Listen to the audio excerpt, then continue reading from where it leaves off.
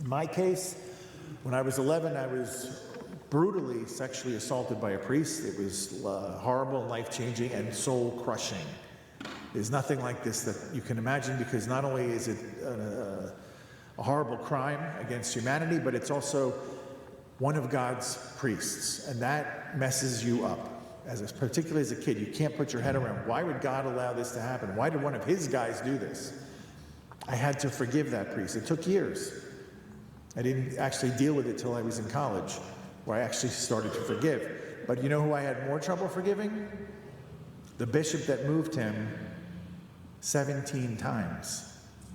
He molested 17 other boys. I was one of 18.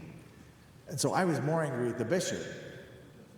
And one day it came out in religious life when our local bishop made a decision that seemed stupid to me, and I got so angry, and my superior looked at me and said, that was an unnatural reaction to that, what the bishop's doing. You've got something going on in here. Go down to the chapel and pray. And I went down to the chapel and I said, you know what this is, Lord? I'm just so angry when bishops abuse their power. And he said, yeah, I know, because you haven't forgiven the bishop that moved the priest that hurt you.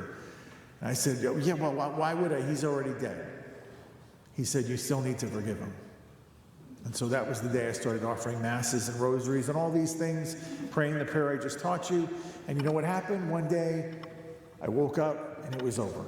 I had no more bad feelings or emotion about it. And that's the day I said to the bishop, and I assume, well, you know what the Lord said to me? He said, he's in purgatory. He's not getting out until you forgive him. You should see my reaction. I'm like, he got to purgatory? Are you kidding me? Okay, fine, we'll pray. So when I assume this is over, I figure he must now be in heaven. I don't know how it works. So I said, listen, Bishop so-and-so, now that you can see what went on in that seminary and all the bad things that came out of it, clean it up. Can you do that? Can you clean it up? Maybe that could be your mission from heaven. Less than 24 hours later, my dad calls me in Nebraska. Now, he doesn't even know I'm going through all this. And he says, you're not going to believe what happened.